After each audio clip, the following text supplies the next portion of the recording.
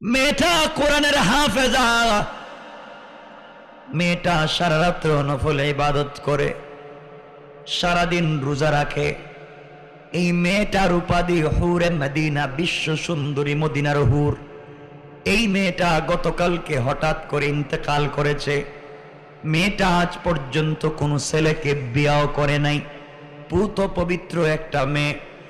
ওই মেয়েটা ইন্তেকাল করবার পরে একজন সাহাবীর মেয়ে, হাফেজা, তাহাজ্জুদওয়ালা, রোজাওয়ালা, নামাজওয়ালা, মেয়েটা ইন্তেকালের পরে আত্মীয় স্বজন মিলে মেয়েটাকে গোসল করাইয়া, কাফনের কাপড় পরাইয়া, জানাজার নামাজ পড়াইয়া মদিনার গুরুস্থানে তাকে কবর দিয়ে ফেলেছেন, মদফুন করে ফেলেছেন। পয়গম্বর আরবী, আমি আমার চিরাচরিত নিয়ম অনুযায়ী কাফনের কাপড় চুরি করবার জন্য গুরুস্থানে চলে যাই, কারণ যেই ব্যক্তি নতুন ইন্তেকাল করে তার কবরে গিয়া তো আমি কাফন চুরি করি। পয়গম্বর আরবী, আমি যখন গুরুস্থানে যাই, যাওয়ার পরে আমি এই নতুন কবরগুলাকে খনন করতে লাগলাম। এই বিশ্ব সুন্দরী মেয়েটার কবরকে খনন করতে লাগলাম। এক পর্যায়ে কবর খনন করে কবরের ভিতরে ঢুকে গেলাম। পয়গম্বর আরবী ঢুকে যাওয়ার পরে বিশ্ব সুন্দরী মেয়েটাকে উলঙ্গ করে তার 5টা কাফনের কাপড় আমি চুরি করলাম। পয়গম্বর আরবী 5টা কাফনের কাপড় চুরি করে বাজারে বিক্রি করার জন্য আমি যখন কবর থেকে বের হয়ে যাই, এমন সময় শুনি আমার কানের মধ্যে একটা আওয়াজ। কে যেন আমাকে বলছে, যুবক রে, তোর মতো আহাম্মক আর বেওকুফ দুনিয়ার জমিনে আর নাই। তোর মতো বেওকুফ, তোর মতো বুকা দুনিয়ার জমিনে আর নাই। যুবক রে, তোর শরীরে কি যৌবনের চাহিদা নাই? যেই মেয়েটা বিশ্ব সুন্দরী, যেই মেয়েটাকে এখন পর্যন্ত পৃথিবীর কোনো মানুষ স্পর্শ করে নাই, এই মেয়েটা কবরের ভিতরে পড়ে আছে। এত সুবর্ণ সুযোগ থাকবার পরেও যুবক রে, মেয়েটাকে কবরের ভিতরে একা রেখে চলে যাও। তোমার ভিতরে কি যৌবনের চাহিদা নাই? যুবক রে, তুমি যদি এই মেয়ের সঙ্গে এই মুহূর্তে জিনা করো, তাহলে তুমি পৃথিবীর সব থেকে সুন্দরী, বিশ্ব সুন্দরী মেয়ের সঙ্গে জিনা করলে, যেই মেয়েটাকে আজ অবধি কোনো ছেলে স্পর্শ করে নাই। ও যুবক, যুবক রে, তুমি একটাবার চিন্তা করে দেখো না, তোমার হাতের লাইট দিয়া, আলো দিয়া, টর্চ দিয়া কবরের ভিতরে আলো লাগাইয়া দেখো। কি বললাম? পয়গম্বর আরবী, আমি শয়তানের কুমন্ত্রণায় পড়ে, শয়তানের ওয়াসওয়াসায় পড়ে এক পর্যায়ে হাতের আলো দিয়া কবরের ভিতরে আলো লাগাইয়া দিলাম, কবরের ভিতরে লাইট লাগাইয়া দিলাম। কবরের ভিতরে আলো ফেলে দেখি সত্যি তো মেয়ের মতো সুন্দর আর নাই। পৃথিবীতে কি আল্লাহ মানুষকে তো সুন্দর করে বানাতে পারে? পয়গম্বর আরবী, আমার মাথায় শয়তান সোয়ার হয়ে গেল। এক পর্যায়ে ওই মেয়েটার সঙ্গে কবরে আমি জিনা করলাম। বলেন না নাউজুবিল্লাহ। আমি জিনা করে আমার যৌবনের চাহিদা মিটাইয়া 5টা কাফনের কাপড় নিয়ে আমি যখন কবর থেকে উঠে আসি, এমন সময় শুনি আমার কানে আওয়াজ। এই মেয়ে মনে হয় জিন্দা হয়ে কথা বলতেছে। এই মেয়েটা, তার মুখের কণ্ঠের আওয়াজ আমি শুনতে পাইলাম। এই মেয়ে আমাকে ডাক দিয়া বলছে, যুবক রে, সত্যিই তো তোর মতো হতভাগা হাম্মকার নাই। ও যুবক, তুই কয়েক মিনিটের আনন্দের জন্য যা করলে, সারা জীবন আমি আমার সতীত্বের হেফাজত করলাম, সারা জীবন আমি আমার যৌবনের হেফাজত করলাম। দুনিয়ার কোন মানুষ আমাকে দেখে নাই। ওযু করে গোসল করাইয়া আমার পরিবার আমাকে কবরে রাখছে। আমি কিয়ামতের দিনে পুত পবিত্র হিসেবে আল্লাহর সামনে দাঁড়াতে চাই। যুবক রে, দুনিয়ার মানুষ আমার সঙ্গে জিনা করতে পারে নাই জিন্দা থাকা অবস্থায়। আমি কবরে, এই মুহূর্তে তুমি আমার সঙ্গে জিনা করলে, আমাকে অপবিত্র বানাইয়া দিলে। আল্লাহর সামনে অপবিত্র বানাইয়া দাঁড় করাইয়া দিলে। ও যুবক, তোমার ভিতরে কি মৌতের কোনো ভয় নাই? তুমি কি কবরে যাইবা না? কবরে গেলে কি জবাব দিবা? কি জবাব দিবা? আল্লাহর সামনে দাঁড়ায় কি জবাব দিবা? আল্লাহর সামনে কি বলবা? কেনই তুমি অন্যায় করেছো? মদিনার কোন মানুষ দেখে নাই, এই জন্যে কেউ প্রতিবাদ করতে পারে নাই। আমার পরিবারের কেউ দেখে নাই, পরিবারের কেউ প্রতিবাদ করতে পারল না। আমিও মৃত, তোমাকে বাধা দিতে পারলাম না। তুমি আমার চরিত্র নষ্ট করে দিলে, তুমি আমাকে অপবিত্র বানাইয়া দিলে। যুবকরে, আমি হলাম মাজলুম, তুমি তো জালেম। কিয়ামতের দিনে আল্লাহর আদালতে তুমি জালেমের বিরুদ্ধে আমি মজলুম মামলা দায়ের করব। ওই দিন তুমি কিন্তু বাঁচতে পারবে না। জাহান্নামের আগুন থেকে কেউ তোমাকে বাঁচাবে না। তোমার চামড়া উপর দিকে উঠাইয়া দেয়া হবে, আগুনের মধ্যে তোমাকে ফেলে জ্বালানো হবে। যুবকরে, তুমি কেমনে আমার সঙ্গে নষ্টামি করলা? কেমনে আল্লাহর সামনে চেহারা দেখাইবা? তুমি না রসুলের পিছনে নামাজ পড়ো। এত বড় শয়তানি কি মানুষ করতে পারে? পয়গম্বর আরবি ওই মেয়েটা যখন ওই কথাগুলো বলছে, আমার দিলের ভিতরে গিয়ে ঠাস ঠাস করে আঘাত করছে। এক পর্যায়ে মেয়েটা একটা আয়াত পড়ছে, ইয়া আইয়ুহাল ইনসান মা গাররাকা বিরাব্বিকাল কারীম। এই মানুষ, কে তোকে ধোঁকা দিয়েছে আমার মতো মহান রব থেকে? অথচ আল্লাযী খালাকাকা, আল্লাহই তোমাকে সৃষ্টি করেছেন। তুমি কয়েক মিনিটের আনন্দের জন্য কেমনে রবকে ভুলে গেলা? পয়গম্বর আরবি এই কথাগুলো শুনতে শুনতে এক পর্যায়ে সত্যি আমার ভিতরে ভয় ঢুকে যায়। কি করলাম? কেনই বা অপরাধ করলাম? এই কথা চিন্তা করতে করতে কাফনের কাপড় কবরে ফালাইয়া লাফ দিয়া কবর থেকে উঠে গেলাম। আর চিন্তা করলাম, আহারে কি করলাম? কেনই বা জেনা করলাম? কেনই বা অপরাধ করলাম? কেমনে এখন জাহান্নাম থেকে নিজেকে বাঁচাই? সারা রাত্র গুরুস্থানের গেইটি পড়ে কান্না করছি। আল্লাহ যদি আমাকে ক্ষমা করে দেয় আর ভুল করব না।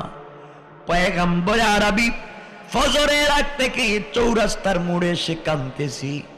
সকালবেলা ওমর দেখে আমাকে নিয়ে আপনার বাড়িতে আসছেন। এখন বলেন না, আপনি বলেন, আমার মতো গুনাহগারকে আল্লাহ মাফ করবেন কিনা? আমার নবী ঘটনা শুনে হাউমাউ করে কাঁদতে লাগলেন আর বললেন, যুবকরা, এত বড় গুনাহগার কি দুনিয়ার জমিনে সত্যি আছে নাকি? আমিও তো জানি না মানুষ কি এত বড় গুনাহ করে। যুবকরে, একদিকে জিনা করলে, অপর দিকে কবরের ভিতরে জিনা করলে, তাও মরা মানুষের সঙ্গে জিনা করলে, কোরআনের হাফেজার সঙ্গে জিনা করলে, একজন রোজাদারের সঙ্গে জিনা করলে, একজন পাক্কা তাহাজ্জুদ ওয়ালার সঙ্গে জিনা করলে, এতগুলা অপরাধ করার পরে, এতগুলা নাফরমানি করার পরে তুমি আমার বাড়িতে আসছো। যুবক, তুমি আমার বাড়ি থেকে চলে যাও। আমি তোমার ব্যাপারে কিছুই বলতে পারবো না যতক্ষণ পর্যন্ত আল্লাহর দরবার থেকে তোমার ব্যাপারে ওহী নাজিল না হবে। আল্লাহ কিছু না বলবেন, তোমার ব্যাপারে আমি কিছু বলতে পারবো না। যুবক, চলে যাও। এই কথা বলে আমার নবী বলতে লাগলেন, যুবকরে, বনি ইসরাইলের পয়গম্বর মুসা কালিমুল্লাহ ৭২,০০০ বনি ইসরাইল নিয়ে বৃষ্টির জন্য আল্লাহর দরবারে দোয়া করতে লাগলেন। বৃষ্টির জন্য আল্লাহর দরবারে দোয়া করলেন। আল্লাহ জানাইয়া দিলেন, ও মুসা, তোমার ৭২,০০০ মানুষের ৭১,৯৯৯ জন লোক ভালো, একটা মাত্র লোক জিনাকার। এই একজন জিনাকারের কারণে তোমার দোয়া কবুল করলাম না, ৭২,০০০ মানুষের দোয়াকে আটকাইয়া দিলাম। চিন্তা করেন, মুসা কালিমুল্লাহ, আল্লাহর সঙ্গে যিনি কথা বলে, এমন মানুষের দোয়াকে আল্লাহ বন্ধ করে দিলেন। ও যুবক, ৭২,০০০ মানুষের দোয়াকে কবুল করলেন না শুধুমাত্র জিনা করার অপরাধে। আর বলো না তুমি এতগুলা গুনাহ করেছো, তোমার দোয়া কেমনে কবুল হয়? আমি জানি না। আমার বাড়ি থেকে তুমি চলে যাও, দূরে চলে যাও, ওহীর মাধ্যমে কোনো ফয়সালা না আসলে আমি কিছু বলবো না।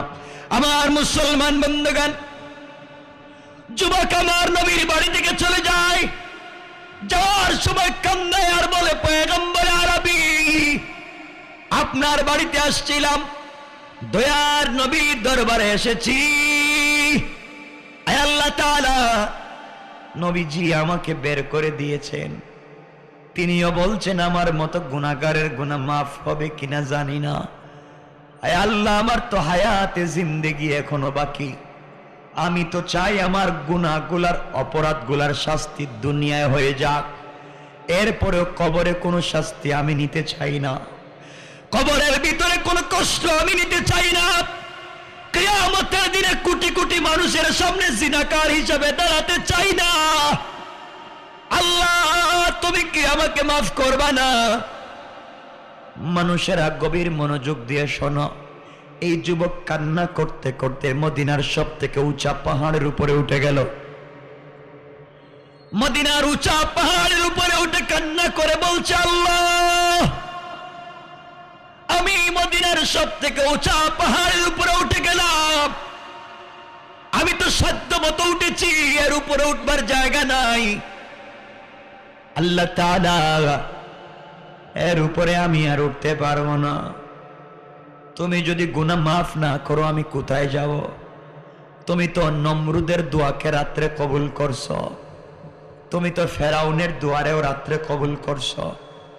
আয় আল্লাহ যারা সারাদিন তোমার নাফরমানি করেছে, রাত্রবেলা তাদের দোয়াকেও তুমি কবুল করছো। আল্লাহ অপরাধ করেছি, অনুতপ্ত হয়ে গিয়েছি, আর অন্যায় করব না, তওবা করলাম, তুমি আমাকে গুনাহ মাফ করে দাও। গভীর রজনীতে যুবক কান্না করে বলছে, আল্লাহ আমার নাম তো গুনাহগার, তোমার নাম আজিজুল গফফার, আয় আল্লাহ তুমি কি আমার গুনাহ মাফ করবে না? আমি কোথায় যাব? এমন সময় গভীর রাত্রি তোমার কাছে হাত উঠাইয়া ধরেছি, যেই সময় কত স্বামী তার স্ত্রীর গলা জড়াইয়া ঘুমায়, কত বাচ্চা তাদের মা বাবার কুলে উইটা ঘুমায়, কত ভাই তার ভাইয়ের গলা জড়াইয়া ঘুমায়, কত ভাই তার ভাইয়ের গলা জড়াইয়া ঘুমায়, কত পাখি বাসার মধ্যে ঘুমায়, পৃথিবীর সকল প্রাণীগুলা তাদের বাসায় ঘুমিয়ে আছে। আয় আল্লাহ আমি গুনাহ করে ঘুমাই না, কারণ কেউ আমার গুনাহ মাফ করার পথ বলে দেয় না। শেষ পর্যন্ত তোমার নবীর বাড়িতে গিয়েছিলাম, তিনিও বাইর করে দিছে। এবার জিবরাইল বলছেন, পয়গম্বর আরবি তাহলে জবাব দেন, আজ থেকে 40 দিন আগে মদিনার এক যুবক আনসারী এক যুবতী মহিলার সঙ্গে কবরের ভিতরে জিনা করেছে, কাফন চোরা জিনা করে তওবার পথ জানার জন্য আপনার বাড়িতে এসেছিল, আপনিও তাকে বের করে দিয়েছেন। ওহী আসে নাই বিদায়, ওহী আসে নাই, কোনো ফয়সালা দিতে পারেন নাই, বের করে দিয়েছেন। আল্লাহ জানাইয়া দিয়েছেন, পয়গম্বর আরবি দুনিয়ার কোন গোলাম যদি গুনাহ করে, সন্তান গুনাহ করলে বাবা ঘর থেকে বের করে দিতে পারে, কোন স্টুডেন্ট অন্যায় করলে টিচার বের করে দিতে পারে, কোন মুরিদ অন্যায় করলে পীর তারে বের করে দিতে পারে, কোন উম্মত শয়তানি করলে নবী তারে বের করে দিতে পারে।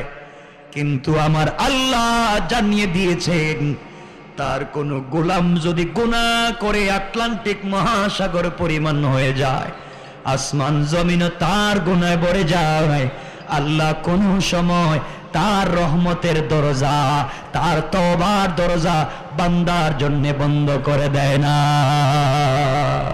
আল্লাহু আকবার। পয়গম্বর আরবি যত বড় গুনাহগার, আল্লাহ বলেছেন দুনিয়ার সবাই তাড়াইয়া দিতে পারে, ঘরের দরজা বন্ধ করে দিতে পারে, আল্লাহ তার গুনাহগার গোলামের জন্য তওবার দরজা বন্ধ করে দেয় না। আপনি বের করে দিয়েছেন সত্য, কারণ ওহী আসে নাই, কিছু বলতে পারেন নাই। এই যুবকটা জেনা করে পাহাড়ের উপরে উঠে এমন তওবা শুরু করেছে, আল্লাহ পাক তার তওবাকে কবুল আর মঞ্জুর করে তার জিন্দেগির গুনাহগুলোকে মাফ করে জান্নাতি বলে ফয়সালা করে আমার কাছে ওহী দিয়া আপনার কাছে দিতে বলে পাঠাইয়া দিয়েছে। পয়গম্বর আরবি তাআলা এই যুবক 40টা দিন যেইভাবে তওবা করেছে, আল্লাহ বলেছেন তার তওবা মদিনার লিস্টেড রেজিস্ট্রিকৃত 70 জন জাহান্নামীর মধ্যে যদি বন্টন করে দেওয়া হয়, এত এত বেশি তওবা করেছে, আল্লাহ এত বেশি খুশি হয়েছেন তার তওবায় আরো লিস্টেড রেজিস্ট্রিকৃত 70 জন জাহান্নামীকেও আল্লাহ মাফ করে দিতে পারে।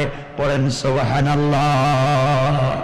এই জন্য আমার আল্লাহ আমার তেলাওয়াতকৃত উচ্চারণে বললেন ওয়াল্লাযীনা ইয়াকুলুনা রব্বানা সরিফ আন্না আযাবা জাহান্নাম ইন্না আযাবাহা কানা গারামা। আমার আল্লাহ জানায় দিলেন গোলাম রে, সাকারাত শুরু হয়ে যাওয়ার আগে, গারগারা শুরু হয়ে যাওয়ার আগে, কবরে চলে যাওয়ার আগে, মালাকুল মউত পৌঁছে যাওয়ার আগে, আজরাইল চলে আসার আগে আগে আমার যেই গোলাম গোটা জিন্দেগির গুনার জন্য আমি আল্লাহর দরবারে হাত উঠে ক্ষমা চাইবে, আমি আল্লাহ কথা দিলাম গোলাম রে তার গোটা জিন্দেগির গুনাহগুলোকে মাফ করে জান্নাতি বলে ফয়সালা করে দিতে আমি আল্লাহ 1 মিনিটও দেরি হবে না। পড়েন সুবহানাল্লাহ, আল্লাহু আকবার। এজন্য আজকের মূল বিষয় 1 নম্বর অহংকার করা যাবে না, 2 নম্বর গালি দেওয়া যাবে না, 3 নম্বর রুকু সিজদা আল্লাহর পায়ে, 4 নম্বর যত গুনাহ করেন সাকারাতের আগে রবের কাছে তওবা করেন, রব সবাইকে মাফ করে দিবেন। সুবহানাল্লাহ বলেন। এতক্ষণ পর্যন্ত কথা বললাম, রাত্র 12:30 হয়েছে, আর কথা বললাম না, আরে 1 মিনিটও না, 1.5-2 ঘন্টা হয়ে গেছে। মাশাআল্লাহ। আপনাদের উপজেলা চেয়ারম্যান আমার ভাই জনাব আসাদুজ্জামান বাবু ভাই, তিনি 1 লক্ষ টাকা দিয়ে গিয়েছেন। মারহাবা বলেন, জোরে বলেন মারহাবা। আল্লাহ আমার ভাইয়ের দানকে কবুল করো। সবাই বসে নেই, যে কথা শেষ হলে আর কেউ বসে নাকি, আমি এতটুকুনি বললাম। আপনারা আমার কথাগুলো মনে রাখবেন, গুনাহ ছেড়ে দিবেন, আল্লাহর দরবারে তওবা করবেন, 5 ওয়াক্ত নামাজ পড়বেন ইনশাআল্লাহ। বলেন কথাগুলো মনে থাকবো তো ইনশাআল্লাহ ভাই? আপনারা আমল করবেন, মা বোনদেরকে আমল করতে বলবেন।